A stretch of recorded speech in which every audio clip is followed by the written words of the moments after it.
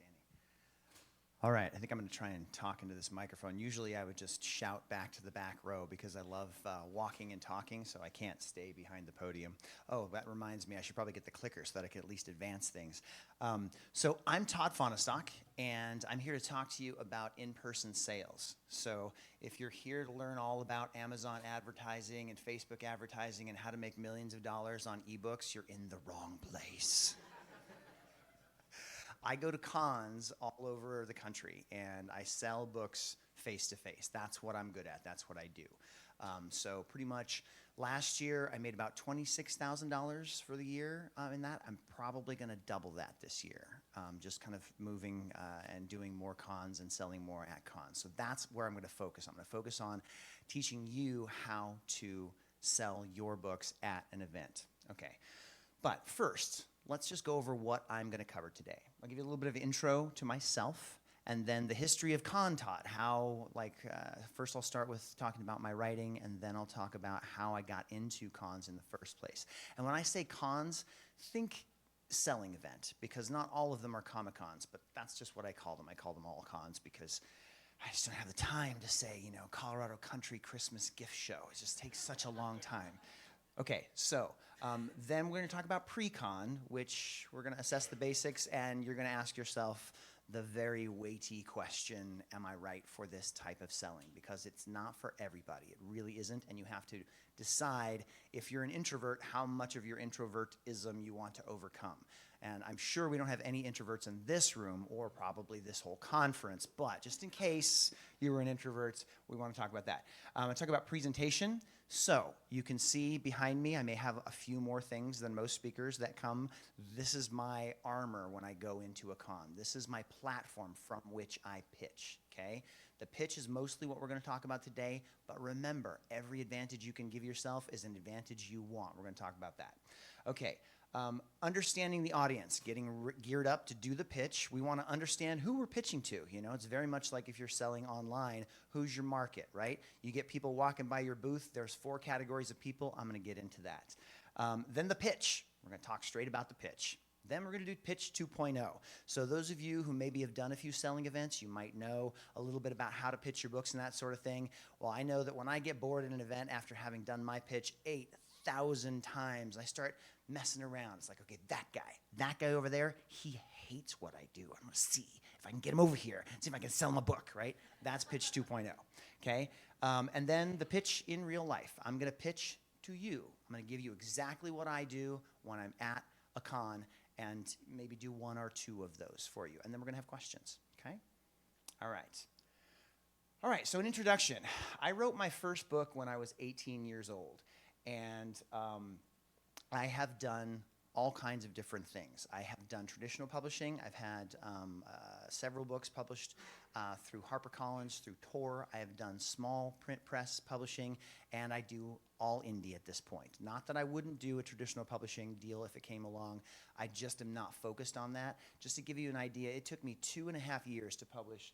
Let's see if I can get this right. Okay, this one. This one right here. That one was published with Tor Books. Took me 2.5 years to get that deal. I made $7,000 as my advance, right? 2.5 years, $7,000. Before I came to 20Books, I just finished a Christmas show in Denver. I sold $3,000 worth of books in 1 weekend, okay? Just to give you an idea. Now, there are expenses in there. My expense ratio is not as killer as those 5 people up on the stage right after the opening ceremonies. I do not make 90% on what I do. It's probably closer to 40%, I would say. But it is a viable path, and I think it's very different than what a lot of people are teaching here. So this might be kind of a nice addendum, a nice extra bit to your toolkit, okay? Okay, so when I was 21, I got published in a big anthology, and I just started kind of publishing from there on. At this point, I have been an award winner for several different awards. This one was actually a finalist for the Colorado Book Awards. In all of Colorado, that's like the big awards, like the National Book Awards, but for Colorado. And I was one of 3. Oh, I should have won that one. This is one of those lessons. Did anybody here ever watch Friends? Yeah. So there's that time when Joey's up for an award, right? And they're like, okay, so you just got to practice, for when you get your award, but you also got to practice in case you don't get the award, right? Because the camera's going to be on you, right? And then they announce somebody else's the award, and then the camera pans to the people that didn't get the award, and Joey's like, that was like me inside at that. And I felt so horrible afterwards. I'm like, I just want to go. I want to go now, So I practiced, and then the next time I lost an award, I was very supportive of everybody around me. Okay, and now I'll have 27 books out as of next year. I got 2 in the pipeline, and just really enjoying what I do. Okay, so the history of Todd. So this is one of the things that I think is very important for everybody here. I'm not at some lofty level. I'm not in this white tower where I'm like, yes, I'm making $1 million a year. I mean, I am in the trenches, and I am gutting it out one step at a time to get to what I want to do. I'm doing it a little bit slowly compared to some that I've heard.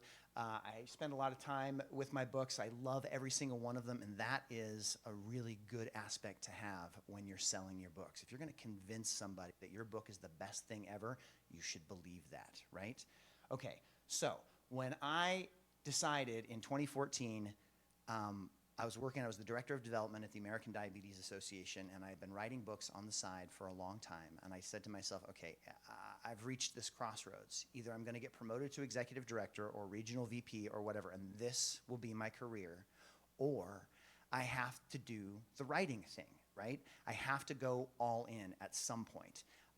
Because I'd reached that stuck point where it's like, okay, I got to put more and more effort into this if I'm going to advance, and I don't want to. I mean, the American Diabetes Association is a fantastic organization, and I loved working for a cause that was that had some spiritual component to it, right? I loved that, but it wasn't my spiritual component. My spiritual component is telling stories, inspiring people. I write high fantasy because I love the fact of the good guys winning in the end. That's what I do, right? That's where my inspiration comes from. And I realized that if I didn't make that decision and take a chance, it was over. It was going to become a hobby, and I was going to have a different life. So I set out a plan in 2014, and by 2017, I went full-time. And by that, I mean my wife got a job, and I was writing at home. I was not making a living. And that first year, I'm like, okay, if I can do this full-time, I'm going to make $25,000 in the first year, and I'm going to make $50,000 in the second year. And by the third year, I'm going to have a replacement income for the $80,000 I was making at the American Diabetes Association, right? And this is, back in 2017. And the first year I made $1,400.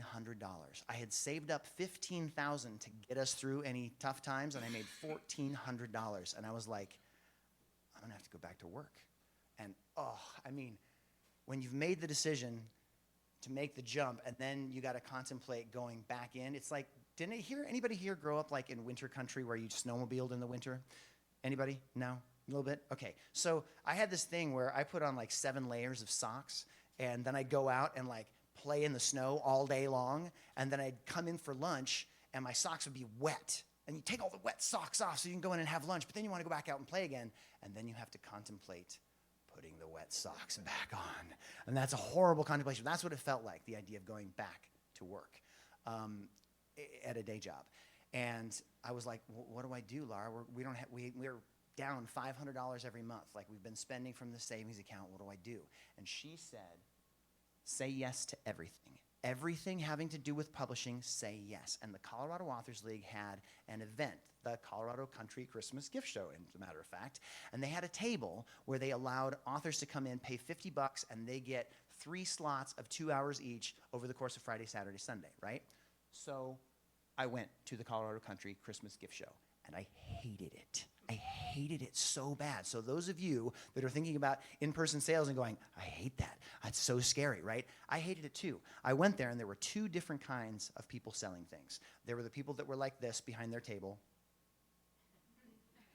And then there were the people that were probably wanted to be doing that, but they overcompensated by going, hey, we got Colorado authors over here. Come on over. We'll get you a book. We're going to get you a Colorado author book right over here. Just come on. And I'm just cringing at the thought of trying to do that. And I even tried to do it for about 2 seconds. And then I got bright red. I'm like, I can't do that.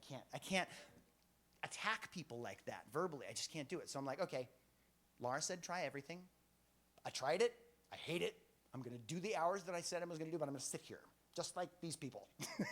And I'm not going to do anything, right? And here's where it turned. I was sitting there, and there was this little girl, probably 7 years old, and she's hanging onto her mom's hand, and her mom is buying a wreath, because everything else here is Christmas, right? Except for me and my dragons, right? And everything else here is Christmas. And so this little girl is standing with her mom, and I had this 7x3 banner of the wishing world, this one over here, right?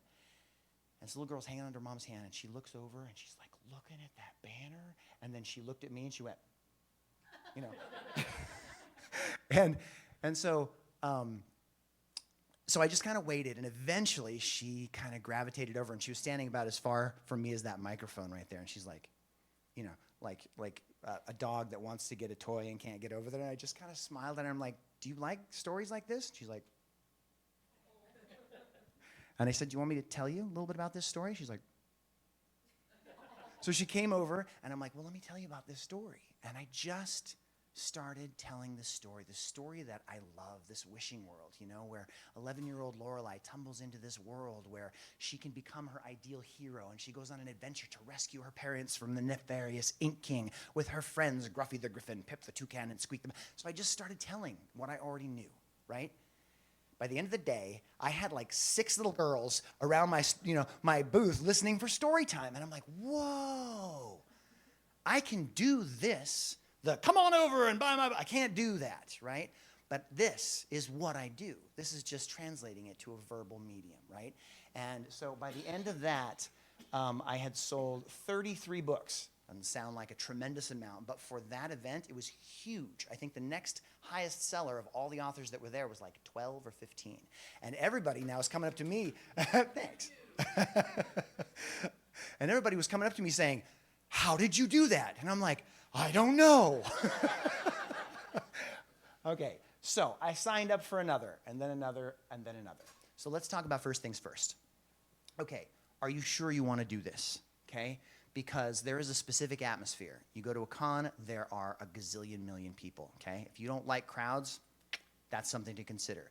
If you're an introvert and you don't like talking to people, also something to consider. I'm sure everybody in this room loves to be rejected, so this is not a problem for you. But if you don't like being rejected, you have to consider that, right? Can you talk all day? So can you hear my voice? You can all, I assume, hear my voice, being as how? Yeah, okay, I've got a microphone. Okay, so it's kind of rough, right? Because I've been doing cons all year long. I'm going to do 21 cons this year, and I've been talking, and it's loud, and you got to get above the din. So can you talk all day? Also, can you smile all day? Because here's the thing. It's always about drawing people in. So learning the skills of how to draw people in, you got to do this, and it's got to seem genuine, right? Because if you're doing this, just to keep your mouth open and smiling, it's going to look like Sheldon Cooper and his, happy face. All right. Presentation, the platform from which you pitch. So I do a whole 45-minute talk on just this, how to get all your stuff together and how to get it organized. But I'm not going to do that right now. I'm just going to kind of go through it really quickly. So as you can see, I've got banners here. And you've seen the pop-up banners, the 3-foot by 7-foot banners. Everybody's seen those. So that was where I started. So don't think you have to start with this thing. And in fact, if you're going and doing 6-foot tables, which is what most Artist Alley tables are, you can't fit this. You won't be able to fit it. At this point, I'm doing 10 by 10 corners, and it costs a lot, but you make more. But it's a gradual leveling up process that I'm not going to go into that here, but if you ask me questions in the hall, I'm happy to answer them for you. Okay, table setup. You can all see the table setup here, right? I've got table banners, boom, boom. I don't have a third one. Usually I have about 5 table banners out. I had to fly in, so I'm paring down my setup here. I've got posters, and I use them for a couple of things. One is displayability, and 2 is they're good for freebie giveaways. I'll get to that when I get to the upselling part. And then I've got all my books up on nice little stands. They're not just laying flat on the table. They're presented so it can draw people in. What I want this to scream is epic fantasy. I want somebody from 300 yards away to go, hey, there's my people over there, right? We want to call them in. Okay, so you'll notice I'm wearing a D&D shirt. Anybody here recognize this image from your childhood? Yeah, playing D&D? Yeah. So 1 out of 100 people walks by my booth and goes, hey, I remember that shirt.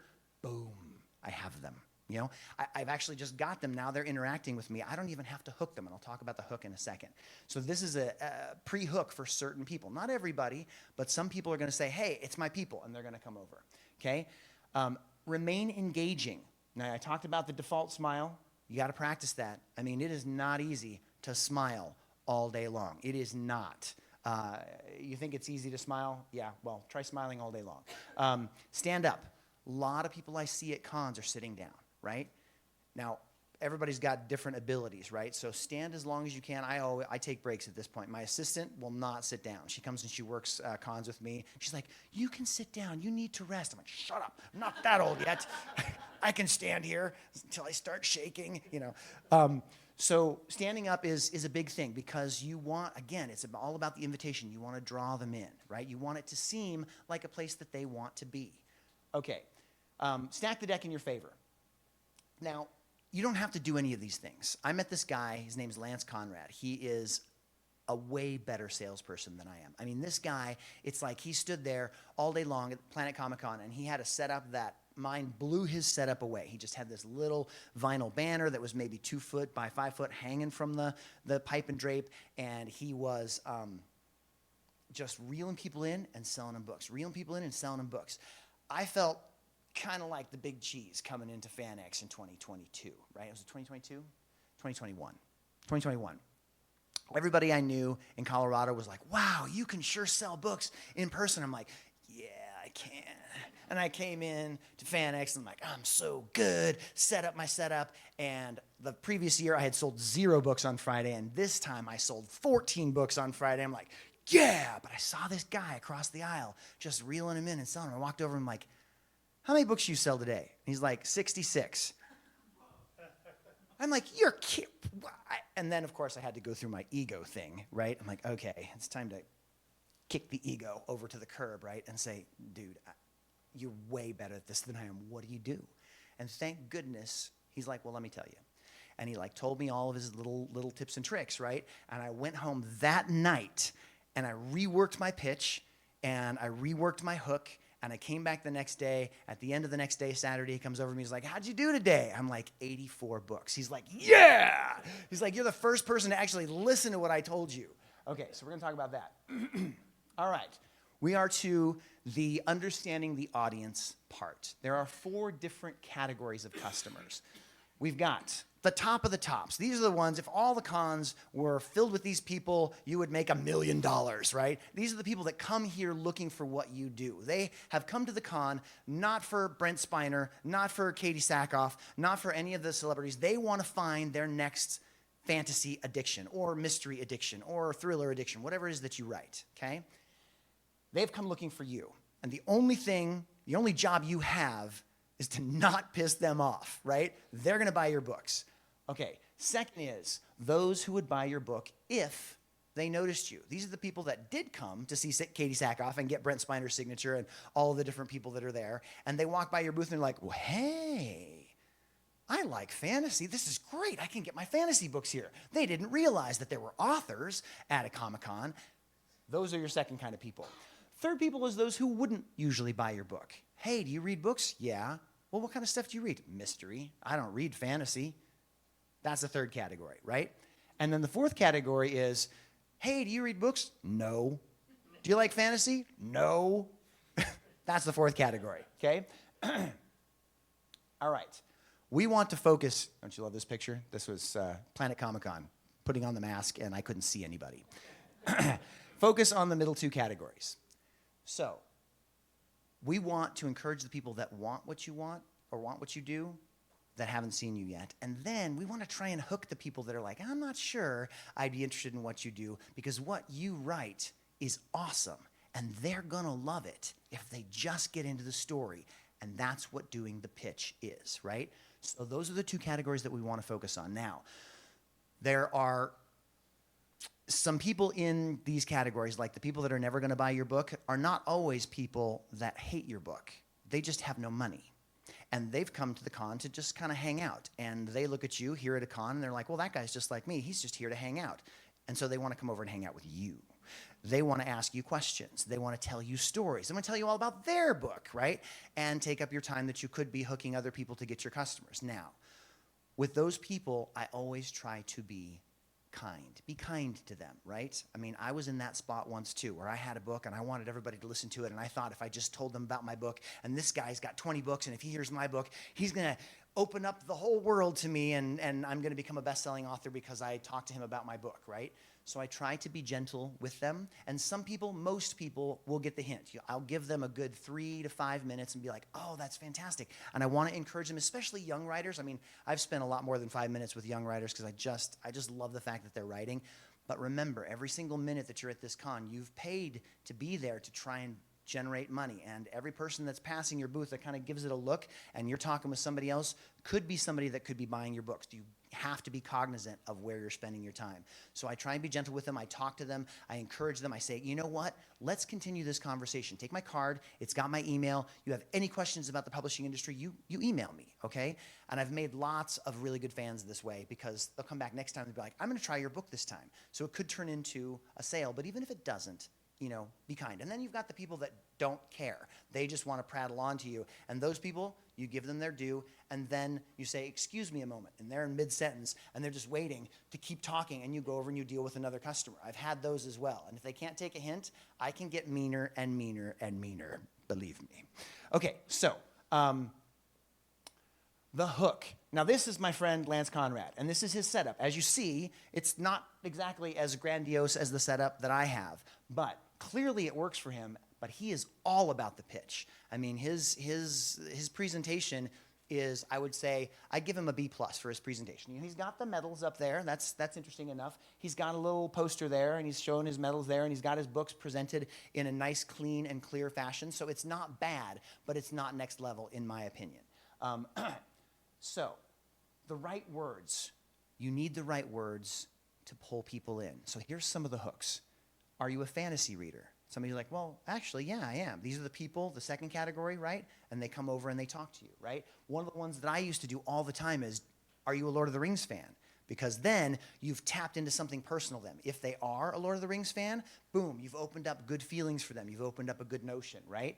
Or nice shirt. Sometimes, and don't just say nice shirt to get them to come over. Like, you have to actually like their shirts, right? Or their cosplay or whatever. Because people want to talk about themselves. Most people want to talk about themselves. And so you give them an opportunity to talk about themselves, it could open a doorway to talking about you.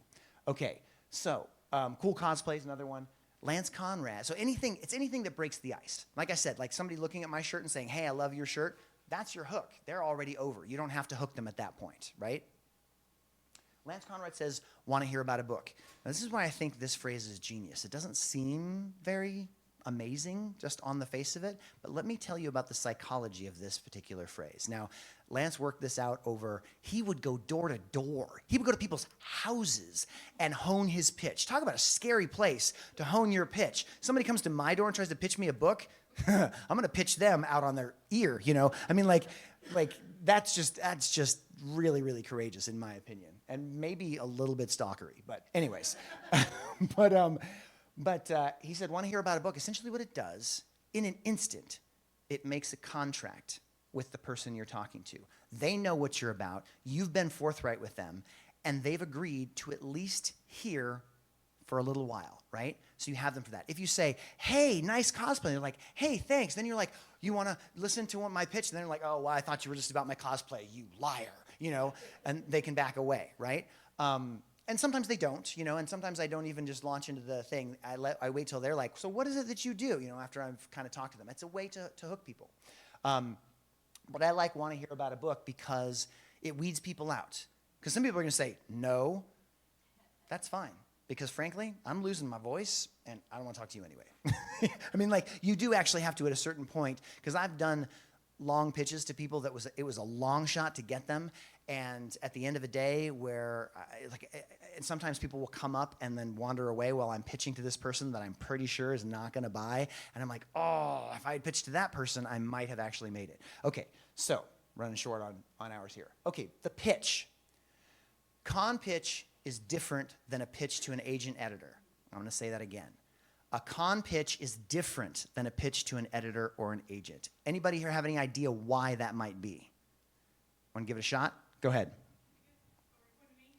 Yes. Because you were trying to, you were selling an emotional experience to the person who is going to experience the emotional experience versus selling a product to a person who wants to sell that emotional experience to everybody else. Yes, very good. So she said you're selling an experience to someone who wants to buy what you're doing as opposed to you selling a product to somebody who wants to sell what you're doing, okay? So that's essentially what you said, yeah? Yep. Okay, great. I tried to encapsulate it as best I could. So essentially, agents and editors, they're pros. They know story inside and out. They might know story better than you know story, right? They know the structure, they know the beginning, the middle, and the end. They want you to cut to the chase. The average reader does not. They want you to sink them into the experience. You want to make an emotion happen for them, right? Editors and agents, they don't want an emotion. They want to know what the nitty-gritty is, and they want it right away. Okay, so you're building this as a story, like a story about a story, a mini story about a story, okay? Kurt Vonnegut says, so many young writers make the mistake of trying to lead people to their good idea. He's like, no, here's how you tell a story. Tell them what you're going to tell them. Tell them, then tell them what you told them, okay? That's how you do a good story. You want to put your best stuff right up front. And with a pitch, you definitely want to put your best stuff right up front because you've got 30 seconds with this person and they're going to walk away. Give them a spoiler. I know we're authors and we don't want to give them the spoilers because that's the best stuff. And if they just get there, they will love it so much. But that is 150 pages away for these people. You don't have that kind of time. You don't. You have to give it to them right now. Tell them what you're going to tell them, then tell them what you told them. Okay. Create a mini story, as I mentioned, 60 to 90 seconds. Okay. It doesn't have to be entirely accurate. And all the souls of all us creative people are starting to die a little bit right now. It doesn't have to be entirely accurate. For example, pitch that I'm going to show you at the end of this has a character that does certain things, and that character is a composite, a conflation of 3 characters because I don't have time to introduce more than 2 characters if I'm going to get this pitch out, right? It's okay. It's okay. You're just getting them in the door. They're going to find out once they start reading it all about this, okay? All right. Play to your strengths. If you're really gregarious, be gregarious, right? If you are a little bit more introverted, be insightful. Call your shots. Whatever your strengths are, try to play to those strengths when you're talking to people. If like you can, pick out one of your own, and you know that they're going to appreciate acerbic wit, ply your acerbic wit upon them, right? If you have no wit, just dance around. Flap your arms. Okay. So, speed. There are 3 different reasons why we're going to talk too fast and try and tell this pitch too fast to people, okay? One of them is we feel like we're an imposter. I know that we're all writers, so none of us have imposter syndrome, so it's probably not going to be a problem for you. But if you have, like me, a self-conscious imposter syndrome, then that could be a reason why you're like, okay, I'm going to tell them this, and hopefully they'll like it. They just like it, right? They can see that. Nervous, want to get it over with. It's like, I don't like doing this, and I just want to get the money on the other side. I want them to love the book on the other side, so I'm going to go really, really, really, really fast and get it done and go, check that box. All you box checkers, throw away your checklist because what you want to do is connect with this person, okay? That's the goal. That's the box checked. Not getting through your pitch, but slowing down when you see them starting to drift away or speeding up when you see them getting excited. You want to play to what they're doing, okay? And then desperate to sell books. So I know like in, say, the realm of dating, right? Everybody loves desperation and neediness. Like that is such an attractive quality in people, right? Okay, no. Because if somebody sees that desperation in you, oh my gosh, if I don't sell, 20 books today, then I've wasted all my money on this thing, so I got to sell this book. They can smell that on you. So relax, just relax. Do your thing, practice your pitch, and when you pitch it, practice it so much so that you know it so well that when you're pitching it to somebody, you can look in their eye and see when you have them or see when you don't. And you can adjust and lengthen it or shorten it depending on what you do. Okay, adjust as needed. All right, pitch 2.0, step up your game. Upsell. Okay, I'm going to give you an upsell real quick. So, I have just sold somebody on this particular book, and it's $35 for the first one. I don't have my little tag there, apparently. I left it at home. So they're like, oh, yeah, I'll try that first one. I'm like, absolutely, let me get that. I'll almost sometimes even be reaching for it and say, oh, you know what? I should let you know. If you don't know, I do deals on sets at my table. So essentially, this one's 35, 30, 30, 30. The whole thing is 125. That's what you'd pay on Amazon plus shipping plus tax, that sort of thing. But here, I do it for 112. I knock $13 off of this. And not only that, but you get the $15 poster for free. Just want to make sure you're aware of that. They're like, oh, really? Okay, well, yeah, I'll take the whole set. 3 out of 4 people I get with this. But notice how I did that. It's not about me. It's about them. I'm helping them. And if they're like, nope, just want the first book. Boy, I have got that book in my hands so quickly because I have lingered too long in some instances. And people are like, you know what? I'm going to think about it because I was too pushy, right? Don't be pushy. Offer them something that they might benefit from, right? You won't get this cheaper anywhere else if you get the set. If you're the type that buys sets, you're offering it to them. You're not trying to grab them, right? You already have them. They're going to buy a book. Okay. Adjust on the fly. I talked a little bit about that. Lengthening your pitch, shortening your pitch as you're going along. Read your audience. Look at their eyes. See if they've got that glimmer of, oh my gosh, this is the best thing ever. Or if they're like, okay, I got to go catch up with my wife because she's 3 booths down. Speed up, slow down. So when you're bored, try pitching to the 4th category. I find this fun every now and then. This is not for the faint of heart, right? This is if you're bored and you're just like, okay, I'm gonna try that guy over there. No, I hate all books. Well, this is a perfect opportunity for you to get back into reading. I've never liked reading. Really? Well, you know what? I'll read this to you over here. Whatever. Just mess around with it. And then thirdly, it's really easy for us to get intimidated. Don't judge a book by its cover, okay? Don't judge a person by the way that they look. Now, I'm going to tell you my very scary cowboy story, okay? So I'm scared of cowboys. Anybody else here scared of cowboys? No? Yeah, that's what I figured. Okay, so when I was in high school, cowboys bullied me. Okay, I was the Dungeons and Dragon geek. I was not 6'2" like I am now with my nice wide shoulders. I was just this little guy that loved Dungeons and Dragons, right? And I had no idea that I could defend myself a number of ways, right? And cowboys would pick on me, right? They were the tough guys. They were the mean guys. And if they ever found out that I was, playing Dungeons and Dragons, okay, just let me say, back in the 1980s, Dungeons and Dragons was not the cool thing that it is now. Like everybody's playing it now, right? Back then, it puts you in a category, which means you weren't going to have a girlfriend and you weren't going to be part of the popular crowd. And if they found out, they might actually beat you up if you're a guy, In fact, I think I only knew one girl who played Dungeons and Dragons back in the day. So I was scared of cowboys. Now, I went to my second selling event. This was after the Colorado Authors League. I went up to Georgetown. It was another Christmas event, and I was sitting there with my little array of books. I think I only had like 5 or 6 books at that point. And I'm like, do you like Lord of the Rings? No, I don't. Okay. And this guy, in walks this guy, and he's like 6'1", he's like 6'6", and he's got this hat that makes him 7'6", and he's got the big belt buckle and the jeans and the flannel and the cowboy boots, and he comes clomping in, looking around like he's, searching for a spittoon or something, And he's like kind of looking around. I'm like, okay, don't talk to that guy. I'm just kind of like waiting for him to pass by. I'm like, you know what? Sack up, man. Just do it. What's the worst that could happen? Well, he could kill me is what could happen.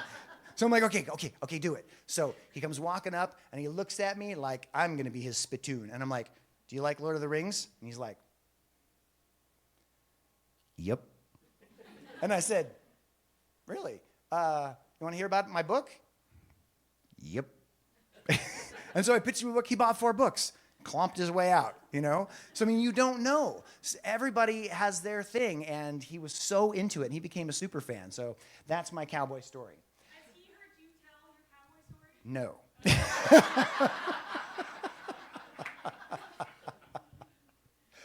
All right. But as far as I know, yes. Well, apparently this is, going to be recorded now, so he'll be showing up at my door and saying, I didn't realize you hated cowboys. Let's talk about that. Okay, the pitch 2.0, dark magic. Okay, you're not going to believe this, but it's true. On Saturday of that FanX 2021, I was losing my voice. I had about 30% of it left. Could not hit the high notes. You can see my high voice is kind of going anyways. And at this point, I couldn't hit the high notes, and I could barely get to the medium notes, right? And I asked Lance Conrad, I'm like, dude, like, I am losing my voice. He's like, I have a solution for that. I'm like, really? He's like, yeah, you're not going to like it. I'm like, what is it? He's like, you take a shot of apple cider vinegar. I'm like, get out of town. Shut the front door. What's that? Yeah, it's from the Avengers. Shut the front door. That doesn't work. And he's like, telling you, it'll work. So I'm like staring at this Dixie cup of, apple cider vinegar. I'm like, okay. And that's a real face. I just shot there. That's what I look like right afterwards. And that also, too, like the squinty eyes, you can tell how painful it is. So essentially, I get a stomach ache for about 45 minutes after I do that. But you can get 40 to 50% of your register back. I am not kidding you. I am not kidding you. It came back. I'm like, oh, this is amazing. It's like magic. I didn't even know that. You got to slosh it around and it's going to sting because it's hitting your vocal cords that are raw.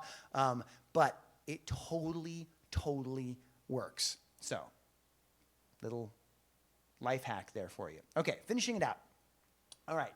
If they buy, sign their books, give them a business card, give them a reader magnet card. I have a reader magnet card here. Essentially, that sends them straight to my email address because we all know our email list is, beneficial. I collect superfans at cons. They've seen my face. They know me now. It's a great place to collect superfans. Okay. Offer them a bag, give them a poster, invite them to post a review on Amazon, and thank them. If they don't buy, run those suckers out on a rail. I mean, you scream at them, you kick at them, you punch at them. Just kidding. Okay, be nice. Be nice to them. You never know what it's going to turn into. Convey goodwill. Be like, oh, great, thanks for stopping by my booth. And like, send them on their way with as much of a smile as you can. I had these two. These are real live people. And they came by my booth, and they had no money, and they weren't going to buy anything, and I just pitched to them and pitched to them and pitched to them just because it was fun to pitch to them. They came back the next day as my characters, and then they bought books. Not kidding you. Real life story. Those are two of my characters. That one right there is Royal, and that one right there is Adora from the Fair Mist trilogy. She's a great Adora. I would hire her as the actress to play that character. Okay, so I've got 5 minutes left, so I'm going to give you a pitch.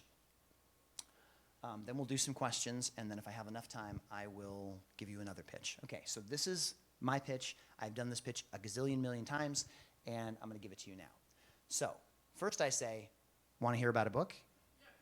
Yes. Oh, well, I'm Todd. I'm the author. Let me tell you about this one. This is my Threadweaver series. Now, when I say Threadweavers, I want you to think magic user, think wizard, okay? That's what they're called in this world. Centers around these two main characters. 18-year-old Mirla. Now, she's just a young woman in a small town. She would like nothing more than a normal life. But that's not going to happen for her because she's the first Threadweaver to arise in 100 years. Now, 100 years ago, there were lots of these Threadweavers, and they misused their magic, and they just about destroyed the world. Essentially, they created this magical nuclear war that sucked all the magic from the lands, wiped out all the Threadweavers, and killed 80% of everybody else. Boom. It was this cataclysm that shook the world. Now, the story takes place 100 years after this. The lands are dry, they're brittle, and if there's one thing all the people, the 20% of them that are left, can agree on, is that they hate and fear Threadweavers. So, if the villagers find out that she's exhibiting these magical powers, they're going to kill her. Cut to the second main character and the title character of the first volume, 1,400-year-old demigod and legend known as Wildmane. This guy is an immortal hero who's been fighting for us and kicking butt for 14 centuries. He has the crackling energy of a sleeping god in his veins, and when he lets that power off the chain, forget about it. He's been known to destroy entire armies single-handedly. He can do just about anything. But 400 years ago, something happened to him, and now Wildmane wants to die. Now, here's what happened. During one of his many epic battles, the love of his life, this immortal woman who could change into a dragon, got caught up in a spell during the fight. And the spell took her and put her into this gemstone.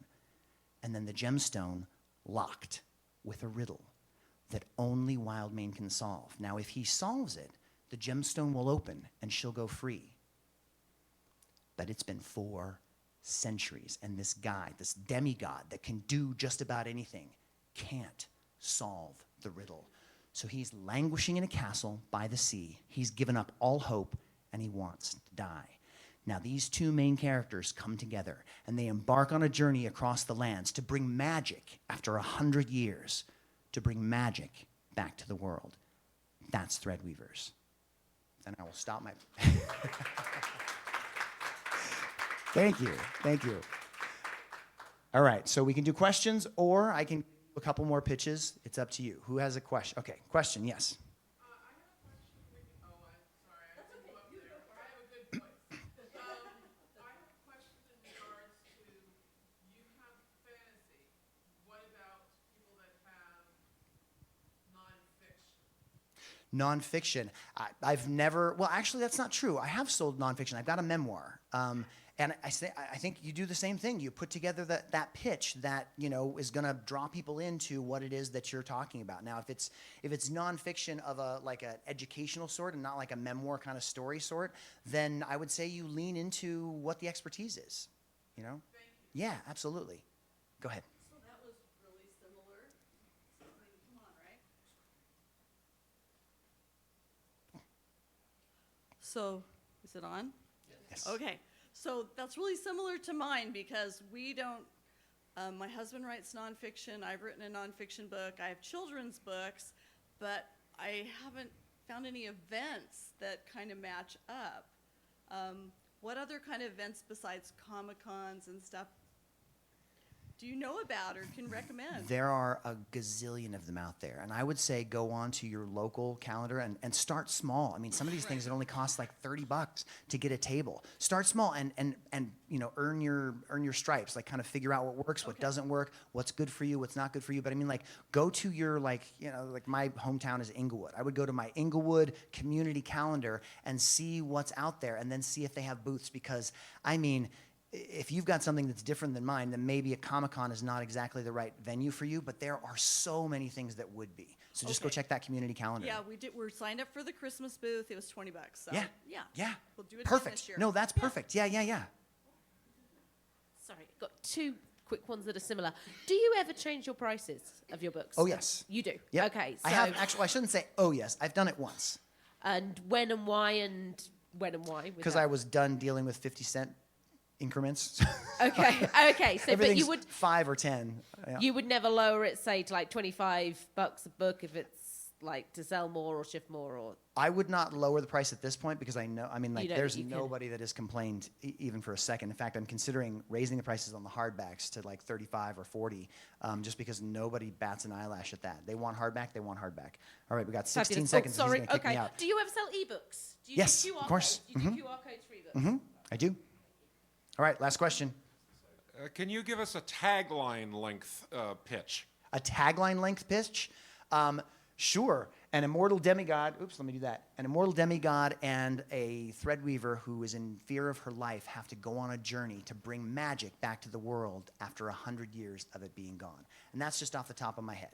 I don't usually do a tagline length pitch because it's too short. I think it's too short. Now, some people can do it, maybe, but it's not been my experience that it works. All right, I have run out of time. So thank you so much. I appreciate you being here. Go out and sell.